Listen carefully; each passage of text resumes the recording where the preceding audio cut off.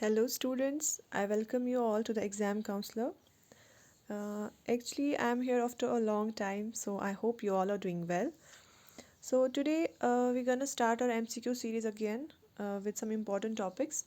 Today, our topic is gender inequalities and issues. So before that I want to tell you that हमने MCQs की जो है काफ़ी सारे कोर्सेज लॉन्च किए हुए हमारी एप्लीकेशन पे that is the exam counsellor. उसका लिंक आपको वीडियो के डिस्क्रिप्शन बॉक्स में मिल जाएगा, आप वहाँ से इंस्टॉल कर सकते हैं। और हमने कुछ फ्री मॉक टेस्ट भी रखे हुए आप लोगों के लिए, जो काफ़ी लोग ऑलरेडी ज्वाइन कर चुके हैं, डेली के मॉक टेस्ट दे रहे हैं। तो अगर आप लोग भी चाहें तो उन्हें ज्वाइन कर सकते हैं, there are completely free for you. और कुछ कोर्सेज भी है जो आपके लिए काफ़ी ज़्यादा बेनिफिशियल होंगे, आप उन्हें भी ज्वाइन कर सकते हैं, ठीक है। Okay, so let's get started with our topic, that is gender inequalities and issues. तो हमारा जो ये टॉपिक है it deals with the gender inequalities कि जेंडर्स के बीच जो इनइक्वालिटीज़ होती है हमारी सोसाइटी में। एक्चुअली वी नो कि जेंडर इनइक्वालिटी जो है वो परसिस्ट कर रही है इंडियन सोसाइटी में फ्रॉम एंशिएंट टाइम, है ना। It's not only in India, it's I think in the whole world I guess. क्योंकि जेंडर इनइक्वालिटीज़ जो है ना वो फ्रॉम एंशिएंट टाइम से चली आ रही है, चाहे वो एक हिसाब से हो, दूसरे हिसाब से हो, पेमेंट्स के हिसाब से हो। हम देखते हैं जेंडर इनइक्वालिटीज़ होती है। हम देखते हैं हमारे होम्स में जेंडर इक्वालिटीज़ होती है, अक्सर देखा जाता है ये चीज़ें।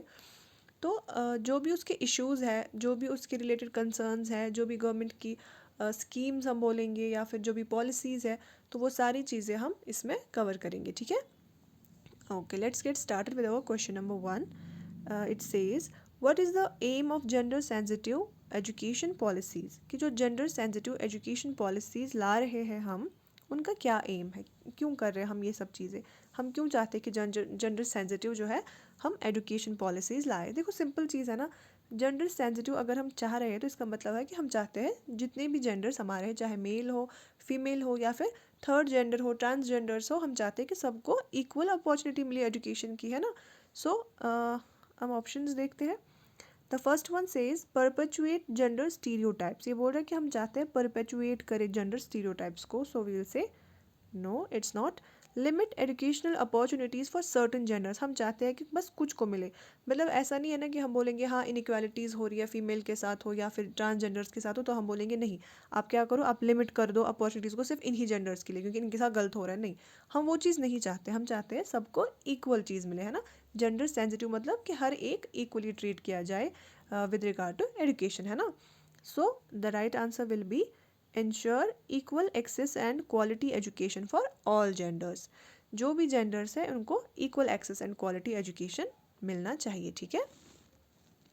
Okay, one more thing, like कुछ लोगों ने ऑलरेडी कंप्लीट किए होंगे टॉपिक्स, तो उनका तो रिवीजन हो रहा है, उनके लिए प्रैक्टिस है। बट कुछ लोग ऐसे भी है ना जो लेट स्टार्ट करें, बिकॉज हमें मैसेज आ रहा है काफ़ी कि कुछ लोग काफ़ी लेट स्टार्ट कर रहे हैं, अब कर रहे हैं। तो टेंशन लेने की कोई ज़रूरत नहीं है, आप लोग पढ़ेंगे और साथ साथ अगर आप चाहेंगे तो बस 10-15 मिनट की वीडियोस होती है, आप उन्हें भी ज्वाइन करेंगे, आप देखेंगे। उससे क्या होगा ना, आपको साथ साथ में आपकी प्रैक्टिस भी होती जाएगी MCQs की, और आपको एक इंसाइट भी मिल जाएगा टॉपिक का कि हम क्या पढ़ रहे हैं, क्या पढ़ने वाले हैं ना। So it will not be wasted for you. Okay, okay, let's move towards next question. It says, which of the following is not a form of gender based violence, कि इनमें से कौन सा है which is not a form of gender based violence, कौन सा है जो gender based नहीं है, like कि किसी के साथ भी violence हो सकता है, चाहे मेल हो, फीमेल हो, ट्रांसजेंडर्स हो, gender based नहीं है। तो is it sexual harassment? No. Domestic violence? No. हम अक्सर देखते हैं ना, हम यहाँ पे किस चीज़ पे चलते हैं कि अक्सर क्या देखा जाता है, तो sexual harassment it's mainly related to females, है ना। No doubt, I am not biased here, it can be with males also, but जब हम एज अ होल देखते हैं ना सोसाइटी में तो इट्स रिलेटेड टू फीमेल्स, है ना। डोमेस्टिक वायलेंस पे अगर बात आती है तो इसमें भी सेम चीज़ है कि हम ज़्यादातर नहीं सुनते कि बीवी ने पति को मारा है ना, या फिर वो अपने ससुराल गया था लड़का, उसको वहाँ पे मारा लोगों ने, नहीं बोलते ना, अक्सर नहीं सुना जाता। मे भी हो सकता है कुछ केसेस होते हैं ऐसे भी, बट अक्सर ये चीज़ नहीं होती है। तो एज अ होल अगर हम देखते हैं तो फीमेल्स के साथ ही ये चीज़ देखी जाती है ना। देन फीमेल जेनाइटल म्यूटिलेशन, तो इसमें तो फीमेल ही आ गया, तो ये चीज़ भी नहीं है। Then what is it, gender neutral discrimination, अगर जेंडर न्यूट्रल डिस्क्रिमिनेशन हो रही है तो ये जेंडर बेस्ड वायलेंस नहीं है ना। क्योंकि हम क्या देखते हैं ना, जेंडर न्यूट्रल का मतलब कि अगर हम देखेंगे कोई कंपनी है तो क्या हो रहा है वहाँ पे कोई चाहे मेल हो या फीमेल हो, वहाँ पे कुछ लोग ऐसे हैं जिनको ज़्यादा प्रायोरिटीज़ दी जा रही है, उनका जो पे है वो हाई किया जा रहा है। और कुछ लोग ऐसे हैं, वेदर इट बी मेल और फीमेल, उनको लो पेमेंट दी जा रही है। तो वो जेंडर न्यूट्रल है ना, तो उसमें जेंडर का कोई भी रोल नहीं है। तो ये जो डिस्क्रिमिनेशन है, ये जेंडर न्यूट्रल डिस्क्रिमिनेशन है। तो ये जो है, it is not a form of gender based violence. Okay, I hope you understand. Okay, so next, what is the purpose of general neutral language. General neutral language को हम क्यों promote करते हैं, हम क्यों चाहते हैं कि जनरल न्यूट्रल लैंग्वेज हो, क्यों, क्या पर्पज़ है हमारा? To reinforce gender stereotypes? नहीं, हम क्यों चाहेंगे, है ना? Exclusively address one gender? क्या हम चाहते हैं कि बस एक जेंडर एक्सक्लूसिवली एड्रेस हो? नहीं, बिल्कुल नहीं। क्योंकि जनरल न्यूट्रल है तो इसका मतलब क्या होगा, हम क्या चाहेंगे? Promote inclusivity and equality regardless of gender. हम चाहते हैं कि सारे जेंडर्स इक्वली उनका प्रमोशन हो, इंक्लूसिव हो। इंक्लूसिव मतलब कि हर एक ग्रास रूट से जो है, हर एक जेंडर को जो है ना, चाहे डेवलपमेंट हो चाहे किसी भी फेज में हो, उनको इक्वली ट्रीट किया जाए। Okay, so our answer will be option C. Then the next question, what is the role of gender equality in sustainable development. Sustainable development में जेंडर इक्वालिटी का क्या काम है? तो आपने देखा होगा रिसेंटली हमारे पास अभी ज़्यादातर ट्रेंड में चल रहे हैं ना SDGs, सस्टेनेबल डेवलपमेंट गोल्स, है ना? तो उसमें जो है ना, हमारा एक गोल ये भी है, gender equality, to promote gender equality. It's one of the important goals of sustainable development, है ना? तो बोल रहा है क्या रोल है जेंडर इक्वालिटी का सस्टेनेबल डेवलपमेंट में, क्यों ज़रूरी है? Hindrance to progress? ना, बिल्कुल नहीं। Facilitator of economic growth and social progress, irrelevant to development goals, या फिर प्रमोटर ऑफ एनवायरमेंटल डिग्रेडेशन? तो हम बोलेंगे बिल्कुल जी, ये फैसिलिटेटर है of economic growth and social progress. कि जब तक सारे जेंडर्स इक्वल नहीं होंगे, ना तो इकोनॉमिक ग्रोथ प्रॉपर हो सकती है किसी भी नेशन की, ना ही सोशल प्रोग्रेस हो सकता है ना। Okay, so answer is option B. Okay, next question, what does intersectionality refer to in the context of gender equality? तो बोला intersectionality हम किस context में बोलते हैं gender equality में? intersectionality किस चीज़ को बोलते हैं हम intersectionality? हाँ जी, तो जब हम देखेंगे एक जेंडर का, चाहे कोई भी जेंडर हो, जब हम देखेंगे उसका कनेक्शन हम देखेंगे दूसरे सेक्शंस के साथ, जो भी सोसाइटी में दूसरी चीज़ें हो रही है उनके साथ एक जेंडर का क्या कनेक्शन है, कैसे कनेक्टेड है, उस चीज़ को हम बोलते हैं इंटरसेक्शनैलिटी, है ना? लाइक अगर हम देखेंगे फीमेल्स है, अगर हम देखते हैं उनका स्टडी करें, डोमेस्टिक वायलेंस का प्रॉब्लम है, तो हम सिर्फ ये चीज़ नहीं देखेंगे, हम देखेंगे अगर फीमेल है तो आउटसाइड उसके साथ कैसा बिहेव हो रहा है, अगर वो ऑफिस में है वहाँ पे उसका कैसा चल रहा है, अगर वो कहीं और जा रही है वहाँ पे उसके साथ कैसा बिहेव, किसी रिलीजियस प्लेस पे जा रही है वहाँ पे उसके साथ कैसा बिहेव किया जा रहा है, या अगर हम देखेंगे किसी शॉप पे जा रही है वहाँ पे उसके साथ कैसा बिहेव किया, या फिर किसी मेडिकल सिचुएशंस है, मेडिकल हॉस्पिटल्स है, वहाँ पे उनके लिए क्या सुविधाएं हैं, क्या ईज़ है। तो उन चीज़ों को जब हम हर एक चीज़ को कनेक्टेड देखेंगे, किसके साथ, एक जेंडर के साथ, नॉट सिर्फ फीमेल, मेल्स के साथ भी क्या कैसे बिहेव हो रहा है हर एक जगह पे, तो उस चीज़ को हम बोलते हैं इंटरसेक्शनैलिटी। ठीक है, तो हम अपने ऑप्शंस देखते हैं। ये पूछ रहा है हमसे कि इंटरसेक्शनैलिटी किस कॉन्टेक्स्ट में लिया जाता है जेंडर इक्वालिटी में। ठीक है, तो सोली फोकस ऑन जेंडर इश्यूज? नहीं, जेंडर इश्यूज पे सिर्फ बात नहीं करता है। Consider the interconnected nature of gender with other social identities and systems of operation? हम बोलेंगे हाँ जी बिल्कुल। हम क्या इसमें देखते हैं, इंटरकनेक्टेड नेचर ऑफ जेंडर देखते हैं। इसमें जो है ना आपका कीवर्ड रहेगा सेम ही, कि इंटरकनेक्टेड नेचर किसी जेंडर का दूसरे सोशल आइडेंटिटीज़ या सिस्टम्स के साथ कैसा है, कि क्या ऑपरेशन तो नहीं हो रहा है ना उनके साथ, या फिर कैसी हो रही है बाकी चीज़ें, बाकी सेक्शंस जो है सोसाइटी के वहाँ पे उनके साथ, उस चीज़ को जब हम स्टडी करते हैं उसको हम बोलते हैं intersectionality. Okay, I hope it's clear. Yes, the next question. Consider the interconnected nature of gender. Oh, sorry, answer है इसका. What is the primary goal of gender responsive budgeting? तो gender responsive budgeting हम क्यों करते हैं, उसका जो primary goal है वो क्या है? तो पहले आपको पता होनी चाहिए ना जेंडर रेस्पॉन्सिव बजटिंग क्या होती है। तो अगर हम देखें, हमें पता है कि 2006 में जो है हमारा गवर्नमेंट ऑफ इंडिया लेकर आई थी जेंडर बजटिंग, जेंडर बजटिंग, ठीक है। तो जेंडर बजटिंग का मेन एम क्या था ना हमारा, क्योंकि आपको पता होनी चाहिए इन चीज़ों के बारे में कि हमारे जो कॉन्टेक्स्ट में, हमारे इंडिया के कॉन्टेक्स्ट में जेंडर बजटिंग का क्या रोल था, क्यों लाया गया था। ये लाया गया था ताकि जो विमेन है, जो फीमेल्स है, उनको जो है प्रॉपर इंक्लूसिविटी मिले हर एक चीज़ में। जो भी पॉलिसीज़ है, जो भी स्कीम्स है, वो उस तरह से फ्रेम की जाए ताकि विमेन को जो है प्रॉपर रिप्रेजेंटेशन मिले हर जगह, है ना। उसके लिए जेंडर बजटिंग लाई गई थी सिर्फ विमेन के लिए, ओके। तो हमसे पूछ रहा है कि गोल क्या है जेंडर रिस्पॉन्सिव बजटिंग का, क्या गोल हो सकता है इसका। Allocate more resources to one gender over another, ensure that government budgets address the needs and priorities of different genders equally, reinforce gender stereotypes in financial planning, या फिर exclude certain genders from accessing public funds। तो हमारा main M क्या था इस basis में, हमारा main M ये था कि अलग अलग जेंडर्स की जो है ना अलग अलग प्रॉब्लम्स को देखा जाए, क्योंकि हम देखते हैं विमेन का रिप्रेजेंटेशन अगर हम देखेंगे जुडिशरी में कम है ना। फॉर एन एग्जाम्पल हम देखते हैं, अगर हम देखेंगे जुडिशरी में विमेन का रिप्रेजेंटेशन कम है, तो हम गवर्नमेंट ने क्या किया, उन्होंने ऐसी पॉलिसीज़ लाई, रिजर्वेशंस लाई, ताकि विमेन को वहाँ पे थोड़ा रिप्रेजेंटेशन बेहतर मिले, है ना। या फिर पॉलिटिक्स में हम देखेंगे, रिसेंटली हमने देखा नारी वंदन क्या था वो, विमेन रिजर्वेशन बिल लाया गया हमारे इसमें कॉन्स्टिट्यूशन में अमेंडमेंट की गई, तो विमेन को जो है 1/3 रिजर्वेशन दी गई।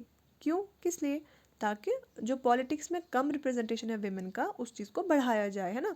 तो उस चीज़ को एड्रेस करने के लिए जो इश्यूज़ है, जो प्रॉब्लम्स हैं, उसके लिए हम लेकर आते हैं जेंडर रेस्पॉन्सिव बजटिंग, है ना। सो हमारा ऑप्शन कौन सा सही रहेगा, ensure that government budgets address the needs and priorities of different genders equal, ताकि जो भी डिफरेंट जेंडर्स है जिनके लिए कुछ प्रॉब्लम्स हो रही है, उनके लिए वो प्रॉब्लम्स को देखा जाए और उनको इक्वली ट्रीट किया जाए, ठीक है। So option B is the right answer, okay. Let's move forward. Okay, so next question says, what is the significance of gender segregated data collection and analysis। कि हम gender segregated data की collection और analysis क्यों करते हैं, कि हम क्यों देखते हैं अलग अलग genders का क्या रोल है, क्या हो रहा है, क्या नहीं हो रहा, कितने हैं कितने नहीं है, नंबर्स देखते हैं हम, पोजिशन देखते हैं हम, है ना।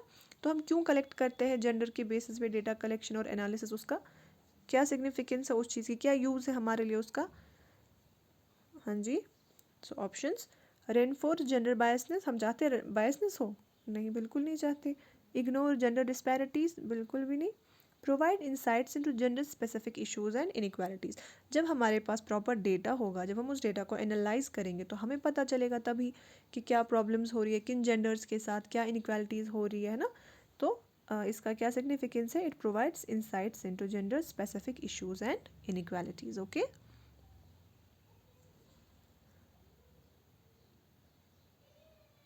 आई गेस ये टॉपिक काफ़ी इजी है ना, आप लोग को भी लग रहा होगा, क्योंकि इसमें फैक्चुअल कुछ नहीं है। फैक्चुअल याद करना बहुत मुश्किल हो जाता है ना यूजुअली, क्योंकि जब आपको फैक्ट्स याद करने पड़ते हैं, डेट्स याद करनी पड़ती है, एब्रिवेशंस, तो वो थोड़ा मुश्किल हो जाता है। ये बस अंडरस्टैंडिंग का काम है। जब तक आपको जो बेसिक्स है ना वो अंडरस्टैंड नहीं हुए होंगे, आप क्वेश्चंस नहीं कर पाएंगे, है ना। तो जितना बेहतर है कि आप अपनी जो है ना बेसिक्स को स्ट्रॉन्ग करें, क्योंकि फिर जो इसमें काफ़ी सारे टॉपिक्स ऐसे जो थेरेटिकल है, जब आपकी बेस स्ट्रॉन्ग होगी तब आराम से उन चीज़ों को आंसर कर पाएंगे, है ना। Okay, so which of the following is a key component of gender responsive governance. Gender responsive, देखो हमने पहले देखा था जेंडर रिस्पॉन्सिव बजटिंग, हमने उसमें क्या देखा था कि जेंडर्स के रिलेटेड बजटिंग होती है। तो अगर जेंडर रिस्पॉन्सिव गवर्नेंस बोल रहा है तो हम समझ जाएंगे ना कि ऐसी गवर्नेंस हम ऐसे चलाएंगे अपने देश को, हम ऐसे चलाएंगे किसी नेशन को जहाँ पे जेंडर रिस्पॉन्सिवनेस हो, कि हर एक जेंडर के लिए इक्वली देखा जाए, उनके लिए सेम पॉलिसीज़ फ्रेम की जाए उस हिसाब से, ताकि हर एक को इक्वल रिप्रेजेंटेशन मिले, है ना। तो उसी चीज़ को हम बोलेंगे ना जेंडर रिस्पॉन्सिव गवर्नेंस। तो अगर हम अपने ऑप्शंस देखेंगे, परपेचुएशन ऑफ पैट्रियार्कल नॉर्म्स, नहीं, पैट्रियार्कल मतलब मेल, पैट्रियार्की का मतलब ही मेल रिलेटेड होता है ना। तो क्या हम चाहते हैं कि पैट्रियार्कल नॉर्म्स आ जाए, नहीं हम नहीं चाहते वो। एक्सक्लूजन, हम चाहते हैं कि विमेन का एक्सक्लूजन ही हो जाए, नहीं बिल्कुल नहीं। Integration of gender perspectives into policy making and implementation, बिल्कुल हम चाहते हैं कि जितने भी जेंडर्स हैं उनका जो है ना एक इंटीग्रेशन हो हर एक पॉलिसी मेकिंग में, फिर उन पॉलिसीज़ की इम्प्लीमेंटेशन में।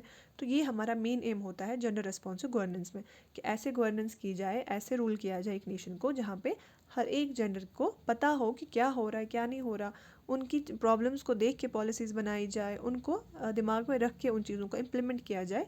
उस चीज़ को हम बोलते हैं gender responsive governance. Okay, so our answer is option C. Okay, आपने इसमें काफ़ी स्कीम्स भी पढ़ी है ना, जो जेंडर रिलेटेड स्कीम्स है फीमेल्स के लिए, चाइल्ड के लिए, वो सारी चीज़ें, ये सारा इंटरकनेक्टेड है उसी के साथ। Okay, so next question, what is the aim of gender mainstreaming in development projects? कि जब डेवलपमेंट प्रोजेक्ट्स में जेंडर को इंक्लूड करना, उनको मेन स्ट्रीम करने का क्या एम है, क्यों चाहते हैं हम कि जितने भी डेवलपमेंटल प्रोजेक्ट्स हैं, जो भी चीज़ें हो रही है आसपास हमारी कंट्री में, वहाँ पे हर जेंडर को इक्वली रिप्रेजेंट किया जाए, उसका क्या एम है हमारा? Maintain the status quo of gender inequality? नहीं, हम नहीं चाहते हैं कि स्टेटस रहे, बराबर रहे एक इनइक्वालिटी का, हम चाहते हैं वो ख़त्म हो जाए, है ना। Exclude gender perspectives from project planning, हम चाहते हैं कि जेंडर परस्पेक्टिव्स को ख़त्म ही किया जाए प्लानिंग्स में से। नहीं जी, हम नहीं चाहते हैं वो। Ensure that gender considerations are systematically integrated into all stages of project design and implementation, बिल्कुल हम चाहते हैं कि जितनी भी जेंडर कंसिडरेशंस हैं उनको अच्छे से सिस्टमेटिकली हर एक स्टेज ऑफ प्रोजेक्ट पे इंटीग्रेट किया जाए और उसको फिर इम्प्लीमेंट उसी हिसाब से किया जाए। कि अगर कोई चीज़ है, अगर हम देखेंगे ना, फॉर एग्जांपल अगर हम देख रहे हैं कोई हॉस्पिटल है, तो क्या इस हॉस्पिटल में मेल्स के लिए जैसे सुविधाएं हैं, क्या फीमेल्स के लिए भी है? क्योंकि प्रॉब्लम्स अलग अलग है ना, हर एक की प्रॉब्लम सेम नहीं है। हम देखेंगे कुछ हेल्थ इशू जो है जो सिर्फ फीमेल्स में होती है, कुछ ऐसे हैं जो मेल्स में होते हैं, तो क्या दोनों के लिए जो है चीज़ें बराबर है? क्या वहाँ पे दोनों के लिए, या फिर इन दैट केस ट्रांसजेंडर्स के लिए, क्या सबके लिए बराबर चीज़ें हो रही है? या फिर अगर कोई ऑफिस है, उस ऑफिस में अगर हम देखेंगे वॉशरूम्स की बात करेंगे, क्या फीमेल्स के लिए अलग से वॉशरूम्स रखे गए हैं? क्या उनके लिए अनकंफर्टेबल तो नहीं है? क्या मेल्स के लिए अलग से रखे गए हैं? क्या सबके लिए एक प्रॉपर एक वो सिनेरियो बनाया गया है कि हर कोई कंफर्टेबली वहाँ पे काम कर सके? उस चीज़ को हम बोलते हैं क्या डेवलपमेंटल प्रोजेक्ट्स में ज़रूरी है जेंडर मेन स्ट्रीमिंग, यही मेन एम होता है, ताकि सबको जो है ना अच्छे से इंटीग्रेशन हो हर एक का सिस्टमेटिकली, और डिज़ाइन में भी और इम्प्लीमेंटेशन में। ठीक है, option C is the right answer. Okay, so the next question, how does gender bias manifest in the workplace? तो पूरा एक वर्क प्लेस पे कैसे इंक्लूड हो जाता है जेंडर बायस? जेंडर बायस मतलब इनइक्वालिटी, कि जेंडर्स के बेसिस पे जो इनइक्वालिटी है वो क्यों आ जाती है एक वर्क प्लेस पे, कैसे आ जाती है? How? Through equal opportunities for all genders, अगर इक्वल अपॉर्चुनिटीज़ होती तो जेंडर बायस नहीं आएगा, मत ना आएगा। Through unequal treatment and opportunities based on gender, अगर हम अनइक्वल ट्रीटमेंट देंगे, अनइक्वल अपॉर्चुनिटीज़ देंगे तो उस वजह से होगा। या फिर through exclusion of certain genders from unemployment, कि हम क्या कर रहे हैं, हम सर्टन जेंडर्स को एक्सक्लूड कर रहे हैं, हम उनको दे ही नहीं रहे एम्प्लॉयमेंट। या फिर थ्रू प्रायोरिटाइजिंग जेंडर डाइवर्सिटी, या फिर हम चाहते हैं कि जेंडर डाइवर्सिटी हो, हर एक जेंडर वहाँ पे हो। So what would be the right option? हाँ जी, through unequal treatment and opportunities based on gender, अगर हम जेंडर के बेस पे अनइक्वल ट्रीट कर रहे हैं, अनइक्वल अपॉर्चुनिटीज़ दे रहे हैं, हम क्या कर रहे हैं, चाहे मेल हो या फीमेल, हम एक जेंडर को क्या बोल रहे हैं कि आप हायर पोजीशन पे काम करो, दूसरे को बोल रहे आप लोअर पोजीशन पे काम करो, जस्ट बिकॉज ऑफ जेंडर, तो उस वजह से क्या होता है, जेंडर बायस मैनिफेस्ट हो जाता है वर्क प्लेस पे। Okay, so our option will be option B. Okay, so the next question, what is the role of man in promoting gender equality? Sorry, तो मैन का क्या रोल है promote करने में जेंडर इक्वालिटी को? कि हम देखते हैं अक्सर जेंडर इक्वालिटी किस बेस पे बोला जाता है? फीमेल्स के बेसिस पे, ट्रांसजेंडर्स, है ना, क्योंकि अक्सर बोला जाता है उनके साथ इनइक्वालिटीज़ होती है। तो बोले क्या रोल है मैन का कि वो प्रमोट करे जेंडर इक्वालिटी, कैसे कर सकते, क्या रोल है उनका, क्या रोल हो सकता है उनका? Option A says perpetuate gender stereotypes, अगर जेंडर स्टीरियोटाइप्स को परपचुएट करेंगे तो उससे नहीं होगी इक्वालिटी, मत होगी। देन एक्सक्लूड मैन, हम मैन को एक्सक्लूड ही कर देंगे कन्वर्सेशन में, अगर मैन एक्सक्लूड होंगे तो जेंडर इक्वालिटी कैसे आएगी? क्योंकि सिर्फ फीमेल्स बात करेंगी, सिर्फ फीमेल्स बोलेंगी तो वैसे सोसाइटी नहीं चलती है, सोसाइटी में मैन भी उतनी इंपॉर्टेंट है, फीमेल भी उतनी इंपॉर्टेंट है ना, तो एक्सक्लूड करने से तो कोई प्रमोट नहीं होगा। Then if man act as allies and advocates for gender equality, अगर मैन जो है वो एक्ट करेंगे एज एलाइज, एडवोकेट्स की तरह एक्ट करेंगे, वो बात करेंगे, वो रिप्रेजेंट करेंगे इस चीज़ को, एड्रेस करेंगे इस प्रॉब्लम को, तो फिर क्या हो सकता है, प्रमोट हो सकती है gender equality. Okay, so option C is the right answer. Then the next question, what does gender sensitive healthcare entail? अभी जो मैंने आपको एग्जांपल्स दी कि जेंडर सेंसिटिव हेल्थ केयर का मतलब कि वहाँ पे जो है ना, क्योंकि बायोलॉजिकली जो है सारे जेंडर्स डिफरेंट होते हैं. ऐसा नहीं है कि सिर्फ ज़ुकाम फीवर या फिर जो नॉर्मल चीज़ है बस यही प्रॉब्लम्स है. कुछ जेंडर रिलेटेड प्रॉब्लम्स भी होती है ना, जैसे कि सबसे इम्पोर्टेंट देखिए प्रेगनेंसी. तो प्रेगनेंसी जो है वो हमें पता है वो सिर्फ और सिर्फ फीमेल्स में है ना. तो उस प्रॉब्लम के लिए, इस चीज़ के लिए, इस मेडिकल कंडीशन के लिए जो है एक अलग नीड है ना हॉस्पिटल्स में, गायनोकोलॉजिस्ट की ज़रूरत है, या फिर अलग वैसे इंस्ट्रूमेंट्स, अलग चीज़ों की ज़रूरत है जिससे फीमेल्स को वो केयर मिल जाए, है ना. तो जेंडर सेंसिटिव हेल्थ केयर का मतलब क्या है कि हम ऐसा हेल्थ केयर रखें जो प्रोवाइड कर पाए, क्या, जो प्रोवाइड कर पाए हर एक जेंडर को इक्वली उनकी अपनी बायोलॉजिकल नीड्स के हिसाब से, है ना. सो हमारा ऑप्शन कौन रहेगा इसमें, option B, providing healthcare services that are responsive to the biological and social differences between the genders. क्योंकि biologically socially जो है genders अलग होते हैं, तो उनकी उन्हीं needs को, उन्हीं चीज़ों को देखकर जो health services provide की जाए उसको हम बोलेंगे gender sensitive health care. Okay, I hope you are understanding. Okay, so the last question, what is the aim of gender inclusive language? Okay, ये क्वेश्चन हमारा पहले भी आ चुका है लैंग्वेज को लेके, है ना, ताकि हम प्रमोट कर पाए inclusivity and respect for all genders, है ना. Okay, so this concludes our today's lecture. So हम कंटिन्यू इस सीरीज़ को करेंगे एमसीक्यूज़ को, ताकि आप कंटिन्यू प्रैक्टिस करते रहे, ठीक है. और आप हमारी एप्लीकेशन पे भी हमें ज्वाइन कर सकते हैं, वहाँ पे भी आपके लिए काफ़ी एमसीक्यूज़ रखे हैं, फ्री मॉक टेस्ट है. और कुछ भी क्वेरीज हो, कुछ भी आपको जानना हो, आप हमें कमेंट बॉक्स में बता सकते हो. ओके, या फिर आप हमारे टेलीग्राम पे भी ज्वाइन करें, उसका लिंक भी आपको वीडियो के डिस्क्रिप्शन बॉक्स में मिलेगा. वहाँ पे भी आप पूछ सकते हैं अगर कुछ भी क्वेरीज है आपकी, कुछ भी नीड्स है आपकी, ठीक है.